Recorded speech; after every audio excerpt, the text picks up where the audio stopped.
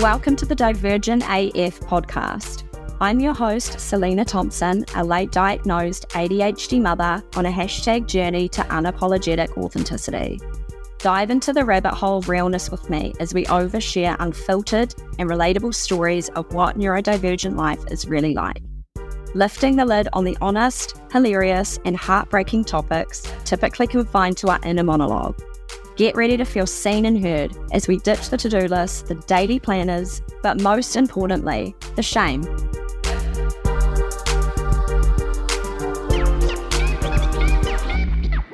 Welcome back to another episode of the Divergent AF podcast. Here today we have Don't Look at Me with David Has ADHD. Hello. I came across David scrolling on the For You page. I noticed that he was doing a lot of reels in his car, which I also love doing. And I left a few comments and then it just went from there. And then, Bunny hopped into the DMs like a good manual car and we had a lot in common. David lives in Christchurch. He has a really impressive beard. I always give him shit and I say that he looks like he's breaking Amish or he's a Mormon door knocker. He often has to write down notes to reply to my lengthy VM DMs. And I know that if I'm ever in an existential crisis at 3 a.m, David will be awake and he'll talk to me about the most random facts on the planet. Obviously, from his username handle, David Has ADHD, he also has ADHD. So obviously the topic is about that and about other facets of neurodivergence. But anyway, David and I had a moment of realization the other day where we were sharing just these weird little things that we do and we think in our day-to-day lives. And we had a little moment of, I do that too, same. And what that moment was about was our behavior and our thinking patterns surrounding our fear of being perceived. And anyway, I thought it was just a me thing. And it's this kind of embarrassing inner monologue that you never really share until you stumble across someone else, in the wild that does this too. And there's actually, we had to Google this obviously, and there is a name for it. And I'm not here to be a medical professional, so I'll probably say this wrong, but it's like scopophobia. What do you think it's like? How would you say it? I'm guessing scopophobia sounds scopophobia, I reckon. Scopophobia. You've got some distinguishment with you. Scopophobia. Okay. Moving along. So scopophobia is the fear of being perceived. And I didn't know it was a thing. I didn't know it actually had a really hard word to say, that was what it was called. But it's really common in autism, ADHD, not just the normie folk. And anyway, what it can develop into is symptoms that are associated with anxiety. So excessive worry, blushing. Oh my, that's really hard for me. I go bright red, makes it worse. Racing heart, sweating, shaking, dry mouth like me, like right now. Difficulty concentrating, panic attacks. Yes, tick, tick, tick, tick, tick. So how this came about was, for example, I was telling David about this amazing podcast I'm trying to do and how my initial thought was I want to do some video because I know people like the video. But I had spent so much time getting ready and then also setting up this kind of professional, I need to be professional in this setting and sitting up straight, and I was uncomfortable and it just wasn't me. And I just was I was distracted by myself and I'm like, do I look like a podcaster? Am I breathing right? Am I sitting right? Do I have a pen? Do I sip something? Am I breathing? Where do I look? I looked at myself. I've got 2 eyes. I'm looking in the middle of the eyes. And it just threw me because I'm like, I don't look like I'm doing this right. And I start overthinking it.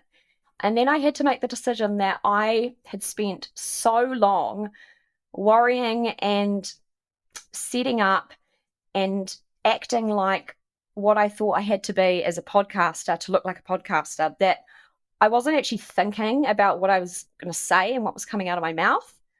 So I made the executive decision with all my personalities that we were just going to axe the video because it just was not working for me. And, if you could see me now, which you can't, thank God, I'm on the ground.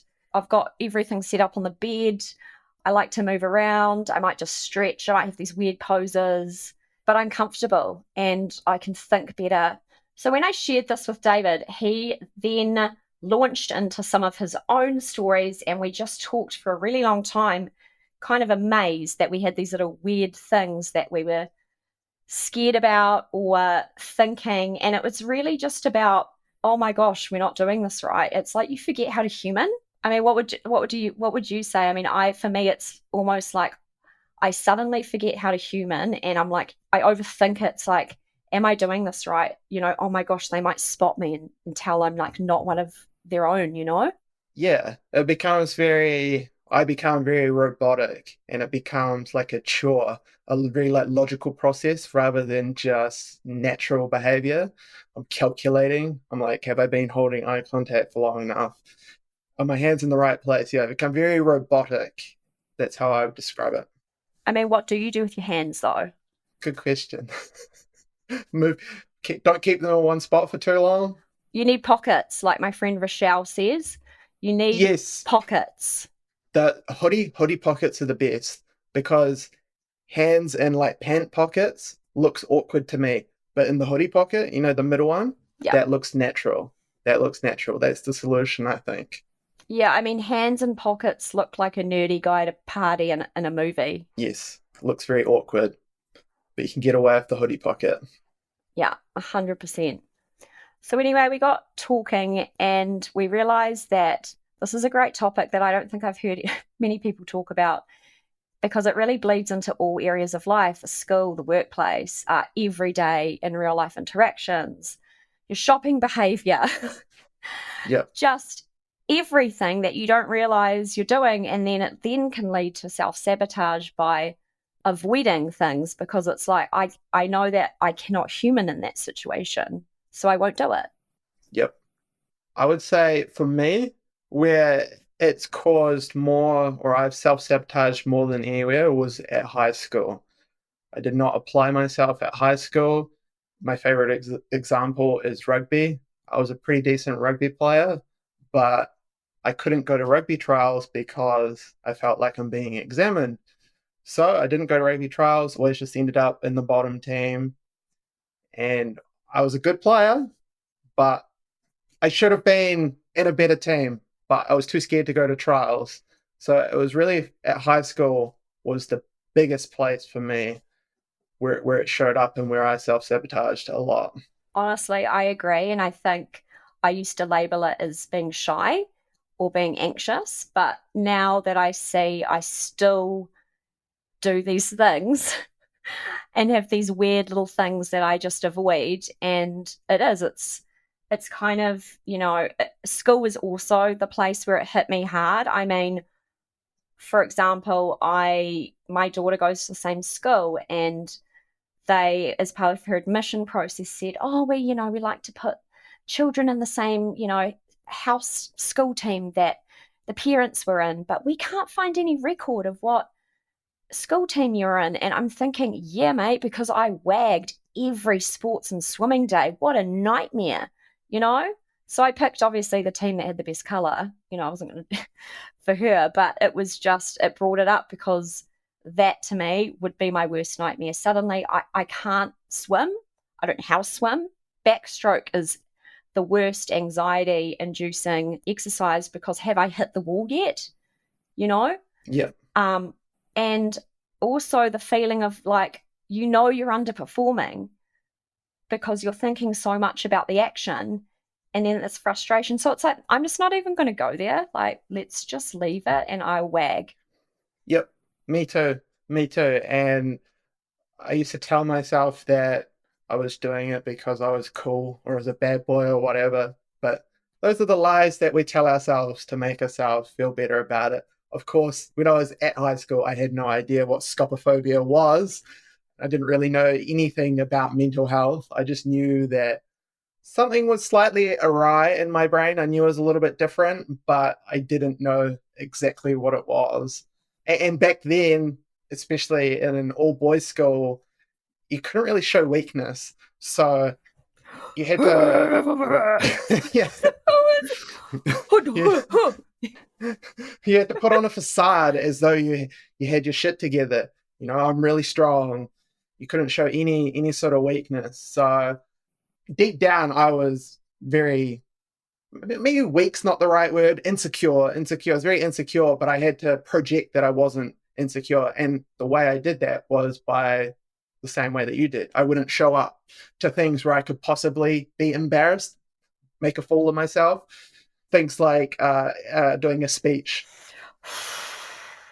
I'm getting sweaty. You're getting sweaty? I get sweaty when I think about school speeches. Yeah. But I mean, I think with guys, I don't know, this could be generalization, but I feel that it was real easy. Like you could do the whole like I'm just a badass. I don't care, but you actually care the most. Yeah, you could definitely do it. And I projected that role as the class clown, whatever. People thought I was the class clown. I was kind of cool, whatever, funny guy. But I think deep down, I knew that I was underperforming. Which doesn't help with the self-esteem going forward. Exactly. It's like you've got this dirty little secret about the real you that you're hiding. And it's kind of like the whole time being like, oh, if people only knew that I'm faking everything in this life. I've got a really good example of that. It was when I got kicked out of class once for using a thing to bypass the internet blocker or whatever to play games. Wait, how did that sounds brilliant. Okay, so it was called like a proxy. So normally you can't get onto like YouTube or video game, whatever, flash game websites, but you You could wanted use to look at porn, didn't you? it. You wanted to look at porn. Of course, of course. No, just play games, and I got caught doing that, and I got sent to the office. And while I was sitting in the office, a teacher came in, and he's like, "What are you doing in here?" And I was like, "Oh, I've been accused of hacking." That was what apparently I was accused of hacking.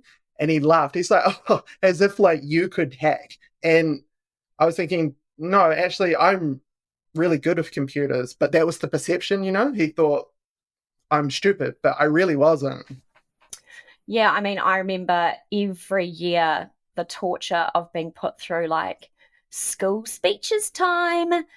And I just remember for that whole month or however many lead up there was, just not being able to sleep and trying to rehearse what I was going to say and then just feeling sick about it and thinking, maybe if I just don't do it and like would I still pass? But then it would be like, well, everyone would be thinking, why don't you do it? It's not even like I'll just do it the night before. I don't really care. I'll just get up and make it up. And I'm like, same, same.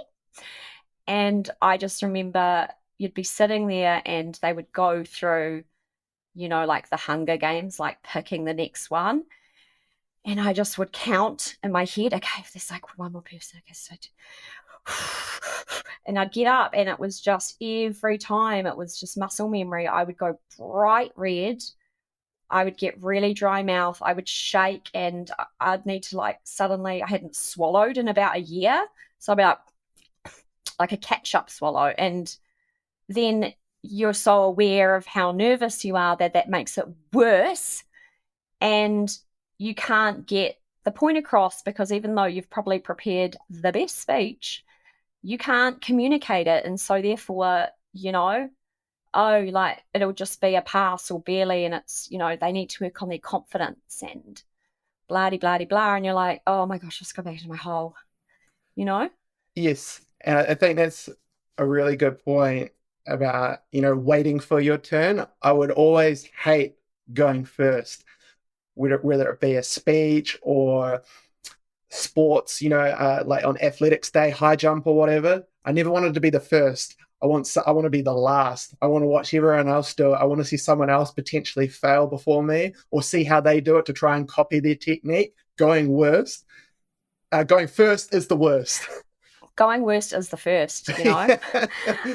No, I know what you mean, but my thing would be, you know, when you had to do you do a reading and you'd have to read part of a book or something, and the worst thing would be if they didn't go in kind of, you know, the order of the lines. It was just random, like your head was going to be on the chopping block at any moment and you never knew. And so you try and manifest, I'm going to be invisible right now. They don't even see me. And that dread of hearing your name, and it's like to read a little paragraph, and I have no problem reading. It was actually one of my strong points, if I do say so myself. It was one of my strengths in school, but suddenly when everyone is watching me, I can't read and talk, and you know. And then also I think there's that whole, what we do was we get the words around the wrong way, you know, and then that adds to like, you fucking moron, you know. Yes. So that was, you know, if I knew that that was, you know, we're going to read Shakespeare in class, well, I'm not there. I've got a sick tummy. I've got a sore tummy. Yeah, that's another good example. And I remember there's probably better examples, but one example sort of like that is, I remember in my first year of high school, someone would get randomly picked to deliver notices around classrooms for the day. And that was just like my greatest fear. It's sort of like that. I would try and make myself invisible so I never got picked, but I did end up getting picked. Yeah, because the thing is, sometimes if you try too hard with the invisibility, they sense that. Yeah. You've got to find this medium where you're like, you're normal and you don't Yeah. care, but you're not popping out too much. All this went through my head. Like, don't be like so obviously hiding, because then you'll get picked. I don't know. This is all I spent my time doing. Yeah, it's taxing, isn't it? It's taxing. It's just a lot. A lot. Even when I think about, you know, going into university, and, you know, I did law. One of my degrees, I did law. And, you know, obviously part of being a lawyer, which was the worst part for me, was court appearances and standing up and, you know, arguing. And I love a good argument, a debate, but not when I have to stand up and everyone was looking at me. And I remember I used to get these things. I haven't had them for years, but especially since my ADHD diagnosis, and now I can like think and access and talk, but that medication. But I used to have beta blockers. Have you ever had them? No, I haven't, but I'm familiar. I'm familiar with them a little bit. It's Yeah. So panic I attacks, don't. right? Yeah, Yeah. I I just used to view them as, you know, every time there was a speech, or there was some reason I had to say something at assembly, God forbid, it would be beta blocker time. But you've got to time them. You know, Right. they're not, from memory, they're not instant working. You've got to get the right window, and it would be, you know, maybe an hour before or something. And I remember there was this one time at band camp where we had to do, you know, mock court, and worst nightmare. And but I couldn't skip it and I couldn't wag because it was university, and you know.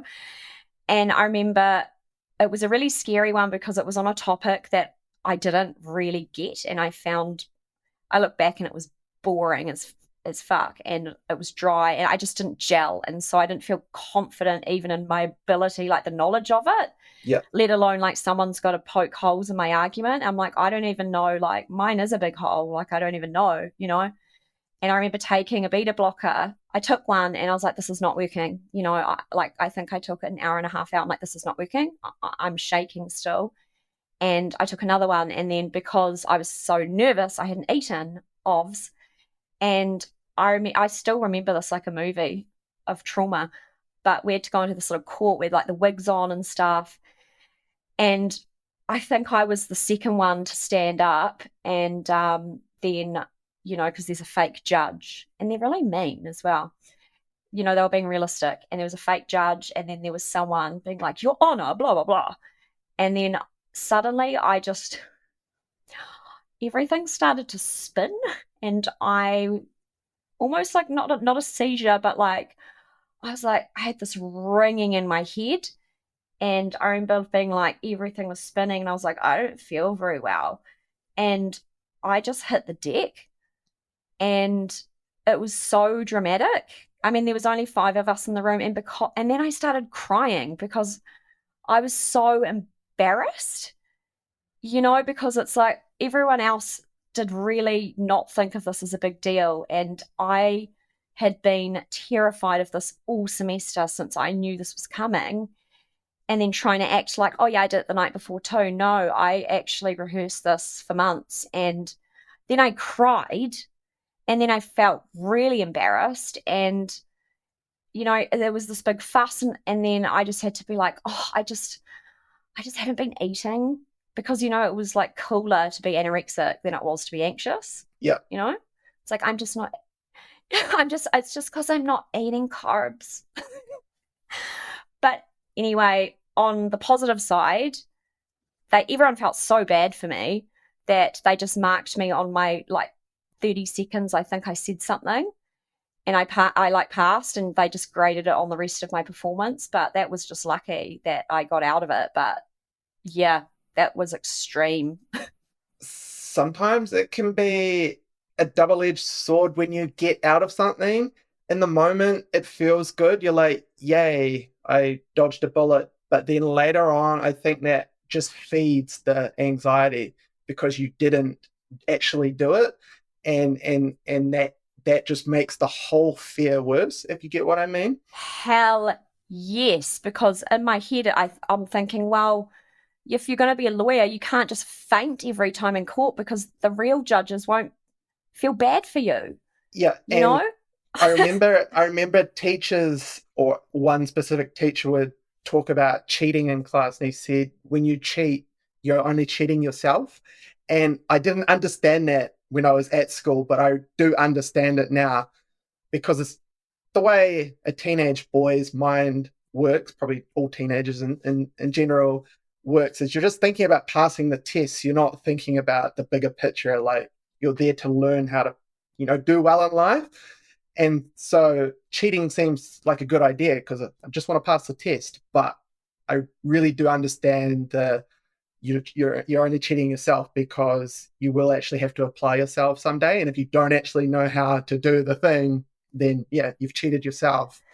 Yeah, it's kind of like, missing the experience just misses out on getting your experience. Yeah, And so I was very aware of that too. And so that would add to like, well, what are you going to do next time, Selena? yeah, yeah. you know?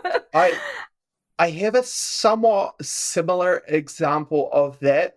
I was going to do work experience through school with a plumber, and I was getting dropped off at the plumber's house in the morning by my mother, and on the way I had to stop to chunder because I was so nervous. And looking back, I don't know how my mother didn't, you know, see what was happening. I was a nervous wreck, but she didn't understand. And so she just thought I was sick.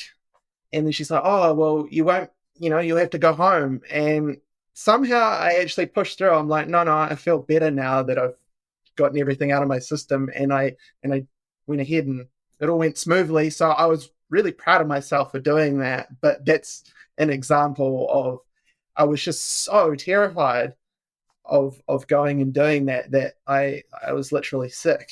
Oh, I know what that is like. I know when it gets that bad and you actually vomit, you know that is really bad. Like that you've reached the point of almost you need to go into flight mode. But I totally agree with your viewpoint because ever since ever since I got medicated, right, and then it's just been this whole unraveling, and it's like, well, actually, I wasn't dumb. I just work differently, and now I think I've had experiences where I can hold my own, and then I feel like I'm actually not dumb, and I can communicate because I feel like there's been a bridge that's been repaired between my mouth and my brain, and the more experiences you have, that you come away positive, and you're like, I just killed that, yo. Yep. It just leads on, and then even with doing, and now it's like I love jumping in to unknowns, because I mean, doing this podcast is so scary. And, I know that,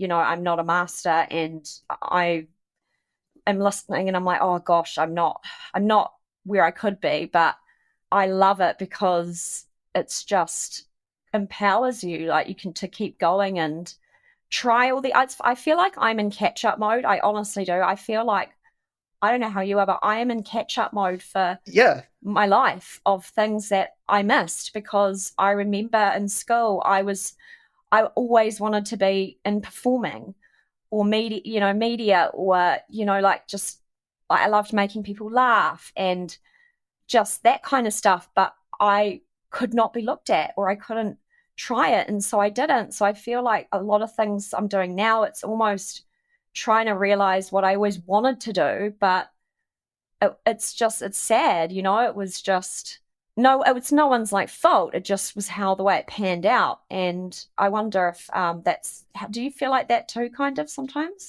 100%. Yeah. 100%. There's so much that I've missed out on because I let the anxiety dictate my life, and I'm catching up, and sometimes I'm sad about that. I look back and regret, and there's some things that you just can't do. Like I can never go back to high school and play rugby again, right? I can go and join a club, but it's not the same. It's not the same. I can't go back and play rugby at high school. Though, that's something that's lost forever. I can't get those opportunities back. But there is lots of stuff that I can do in life. And lots of that is just small stuff, like just participating in the world, going out and going to the art gallery, just small stuff like that I used to not be able to do. Mm-hmm. And in some ways, I'm actually kind of happy about it because I have a different kind of appreciation for it. And the best example I can give of this is just social interactions, just interacting with people. I used to not be able to do that, even if it was just simple as you walking out in the street and you encounter someone and have a quick conversation with them. They used to be, I couldn't do Oh, that. I could never do that. I could never shoot the shit ever. And now I can, and I always Mm. walk away feeling so grateful for that and proud of myself because I'm like, I can do this Look at now. us. Just Yeah. look at us. Look at us go. I know it sounds silly because it's Mm. such a small thing that normal people, I'm Mm. doing air quotes there that you obviously can't see, but that's normal for so many people. To me, that used to be a big deal. And so I'm still so proud of myself every time I just nail a little social interaction. So in a way, it's kind of cool. It's kind of nice. It's a bit of both. There's some things sometimes I'm sad, but oftentimes I'm actually grateful because I have appreciation for small things that a lot of people take for granted. Yeah, like, watch out, world. I'm having a conversation at the bakery with another customer. Yeah, I feel like that too. I mean, it's just, and this is so funny, like when we were talking about this and having these little like swapping stories, because you really don't think anyone else does this. And because it's so embarrassing and it's so weird, like, oh my gosh, because I do that too. I'm in my head, I'm like, I just ordered a pizza on the phone, not online, and I got the words right. And I'm like, I just ordered a pizza. I love it. I love it. I think it's so cool. I think it's so wholesome. I love that. I love that. For me, a good recent example, and I know this is probably similar for you as well. I used to only order clothes online, and I went and bought a pair of shoes in store a couple of months ago, and it was just seamless. The whole, those sort of interactions can very easily go wrong. It can get awkward, right? And and it was I love this. Yeah. No, I get it. yeah, I yeah, get yeah. it. Like, what if you have to try different sizes on? I don't know. Yeah, yeah, You yeah, yeah. can't get the sock on. Yeah, those sort of things, they can very quickly turn into embarrassing situations, but it all went smoothly, and I was just so proud of myself. We've come a long way. Come a long way, but I want to throw in a slight tangent. We sort of laugh about that we struggle with these seemingly trivial experiences, but there's lots of things that I could do in other areas of life that normal people struggle with. So it's a double-edged sword. There's two sides to this, right? There's so much focus that are put on like the simple stuff. So there's always attention put on the stuff that this is so simple. how can you not do it? Whereas the stuff that we can do that is high level niche that no one asked us to do and we're becoming experts, that's really just glazed over, you know? Um, but I mean, the shopping, I will be truthful and I will say that I still prefer to order pizza online, Uber Eats. I also don't want to like have an interaction. I don't know. I just yeah. I also do the BP app. What's it called? BP Me or something? Yeah. So I don't have to go in and pay. I think for that for me is also like a time saver. It's actually a hack. Also buying clothes online and then I'll get the wrong size and I just don't have the capacity to return it or post it back. And so that's then leads into the ADHD tax, which is another thing. But sometimes I'm like, I'm really going to be a big girl today and I'm going to go and buy a top because I need this. And, I can't go into the shopping mall for multiple things. That's overwhelming, just one at a time. I might spread this over days. So I might need boots or I might need this. And, that's separate trips because it's a lot. Such a lot living in the world. I know exactly what you mean. And I used to be like that, and not just with going to the mall for one specific item, but just doing one thing in the world. I could only go out once a day, whether it be to the mall, to see a friend, to go to the doctor. I could only do one thing per day, and that was my day done because I'd be so drained afterwards. So I totally get that, but I'm not like that anymore. I can handle a lot more, and it's not because I'm a magician. It's because atomoxetine has increased my capacity to regulate my emotions tenfold. Yeah, I don't know anything about I can't say it. Atomoxetine, Is a stimulant? non-stimulant. Non-stimulant. Okay. Everyone's got their little ways that works for them and their meds that work for them, eh? It's underrated. It's underrated because it's not a first line choice of medication for ADHD. Stimulants are the first line choice. And Is it what they say off the label? no, no, no. It's a proper ADHD med. It's dedicated. It's not like I know there are off label like bupropion, Zyban. Yeah, Zyban. Yeah, no, this is a proper ADHD medication. It's Hmm. just not a first line choice, and it's a selective norepinephrine reuptake inhibitor. So it's like an SSRI, but for norepinephrine, which is like dopamine's cousin. So it does the same. You're nailing this. You're nailing the science. You're like nailing the science. Yeah. Yep. It does the same thing an SSRI does, but for norepinephrine. And that's your flight or fight chemical in your brain. It's like very close to adrenaline.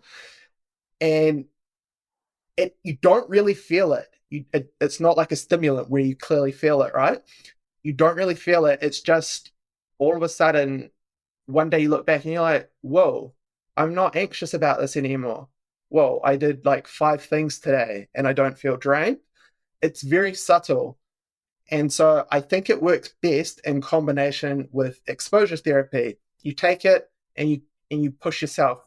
You push yourself to do things that are a little bit uncomfortable, just gradually. And then over time, it's like it rewires your brain, and your brain all of a sudden is like, yeah, I can do this now. I can do this. Wow, that's so interesting. I can't believe I haven't tried that one. I've gone through a lot too, but you've actually just explained it really well because for me it's anxious.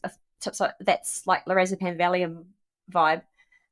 But I totally agree with you in terms of exposure therapy, whatever you want to label it. But yeah, basically throwing yourself in because when you get that feeling, that adrenaline of I have just done a normal person thing and I've just done another normal person thing, that's worth the jumping into the deep end of normality. It is. It does. It reinforces when you have a good experience from a scary experience. It's you get on a roll, right? And you keep going. It's such a delicate balance because there's that fine line between not going too far out of your comfort zone and then being traumatized, Mm. but going out, but not staying in your comfort zone and letting the fear and anxiety dictate your life. And it's such a fine balance, especially when you're dealing with someone like your child, your daughter, a son or a daughter, right? That Mm. it's that fine balance between pushing them to put themselves out in the world, but not pushing them too hard. It's a little bit easier when Yeah. it's yourself, but it's still a balancing act. Yeah, and that's actually funny you say that because that is exactly what I do with my daughter, who is very much like me. And I look back on my life and, my kind of saving grace was like eject button, eject, get out of that situation, run.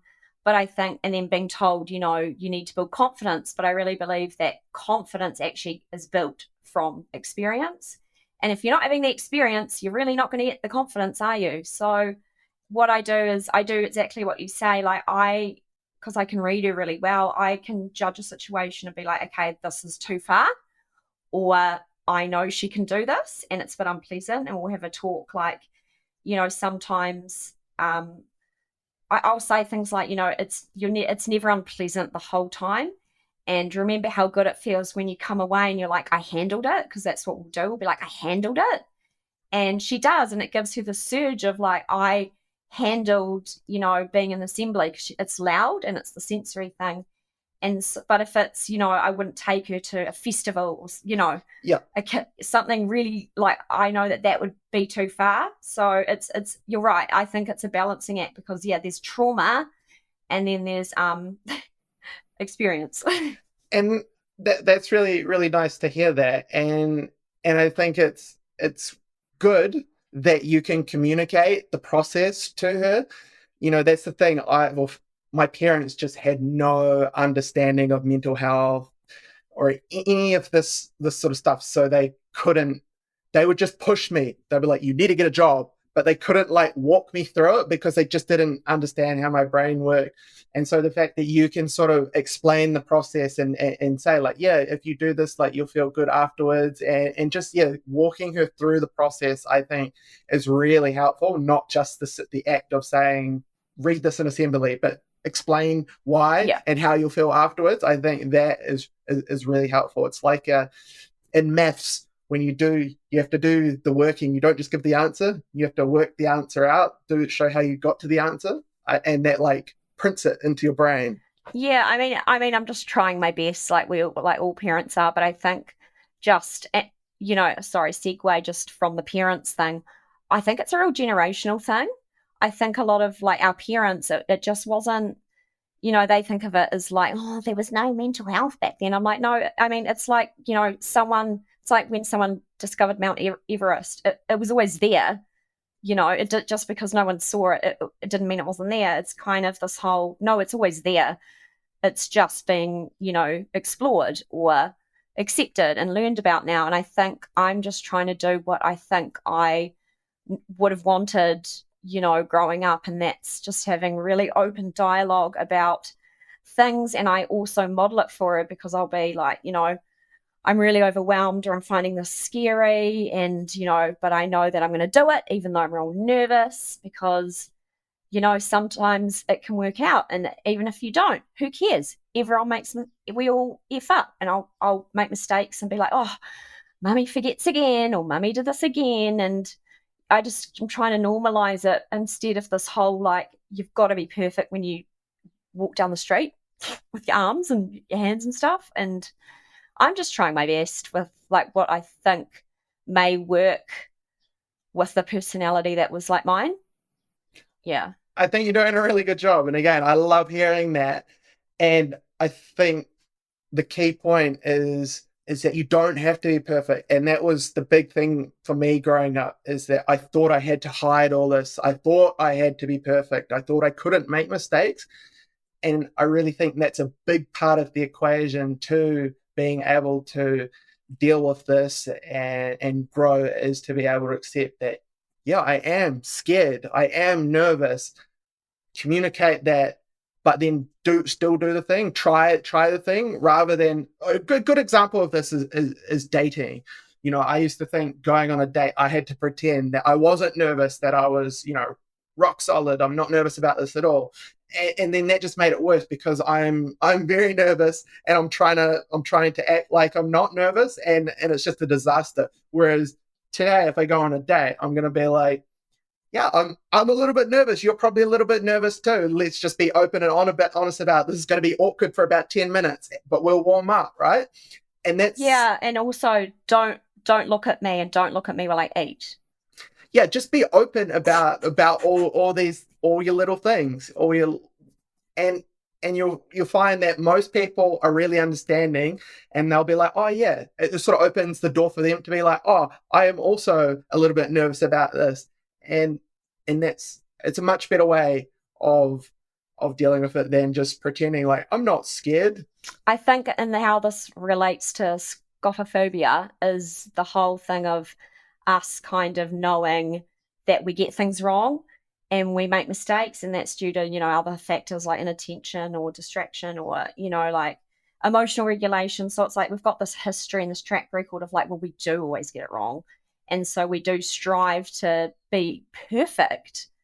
And so then, when we are being observed or watched, it's suddenly like, oh, I've really got to be this perfect example, but I don't know what I'm doing. It kind of it's this horrible cycle, but you don't realize it's really happening until we kind of like hashed it out, brought it up really.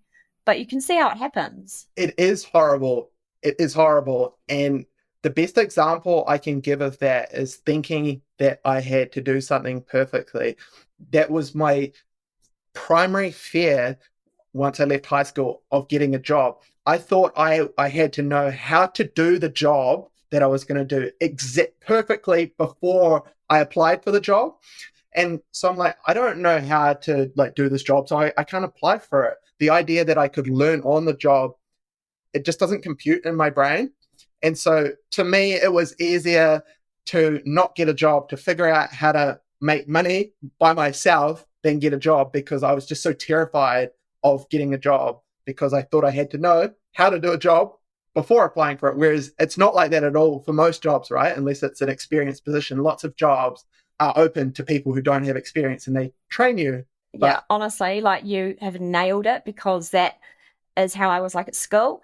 That is how I was like at work. That is sometimes my daughter will come and say things like, I don't know anything at school. And it triggers me because I used to spend my nights crying, being like, I don't want to go to school because I'm stupid and I don't know anything. And my parents would say, no, you go there to learn. I'm like, no, I must know it before I go in there. And that is, you've just nailed it. That I was like that too in the job thing. It was just, oh my God, I don't even know how to do this. But it was just, I need to have some like, oh, I can do this and then I can do it. It's so weird, and it gets into this whole, if I can't be good at it, I'm not going to try, you know? yeah, yeah. And Yeah. I think that is it's primarily perfectionism, and Mm-hmm. and perfectionism sort of sounds good. A lot of people don't really understand what it is. Oh, you're a perfectionist, so you do things like really well. But no, it's really a form of self-sabotage, isn't it? It is. It's failure to launch, really. It's just like you'll stop yourself and you won't improve. And it is because it's not like, oh my gosh, you're so perfect because you're a perfectionist. It's like, no, I am a bundle, like I'm a hot mess that doesn't want to leave the house and go to Subway because I can't order a Subway in a line when there's people looking at me, so then I can't eat. It's just this, it's so bizarre because it leads into all these ridiculous little things that we're all thinking in our head. But it's like we have to be perfect at it because we never are. I don't know. Yeah, it's a good question. I was just thinking to myself then, what was it that caused our brains to think like this? Were we born this way, or was it the way we were raised, the environment, a mix? I really think it was the context of, I think personally for me it's the context of always knowing you're different, right? As you said, you're always aware. You like, I don't know what moment it was, 5 years old at a birthday party, and you suddenly are like, I am so different from everyone else. and I can't let anyone know this weird stuff I'm thinking. So you always know. And then I think it's, you've got this really bad track record of getting it wrong. And so you're overcompensating that you're going to nail it one day. You're going to nail it and you're going to be perfect and you're going to be good at something, and then you're going to feel good, and you just keep trying to get to this high level of perfectionism, but it's just it's just not going to really happen that way for us. So it just leads to shame, and this is what drives, I think a lot of problems is shame, that Yes. we're just not meeting the standards that normies are meeting really easily, Yes. Okay, David, my timer has gone off because I said I was going to cap this at 1 hour. Otherwise, we would talk for hours on a million tangents. So I wanted to thank you for being my first guest that got this shit together. These ADHD fuckers are really hard to pin down. Everyone says yes, everyone overcommits, and then they're all busy and they've got a million things to do, and I would actually have no idea what that's like, even though my deadline is tomorrow to get these episodes done.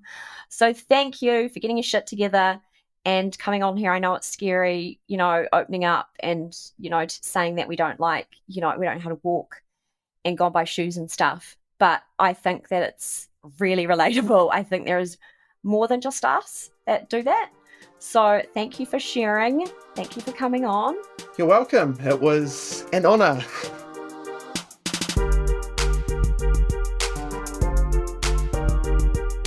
Thanks for tuning into this episode. I hope you really enjoyed it. I hope that you're able to recognize that you do some of these weird little things too. Maybe you can't order Subway. Maybe you can't order a pizza on the phone. Maybe you do all your shopping online too because you can't human in the world. I was really lucky that David got his shit together and was able to join me. Hope you can tune in next week for my next episode, which I do not know what it will be about because I make it up on the fly because that's ADHD, baby.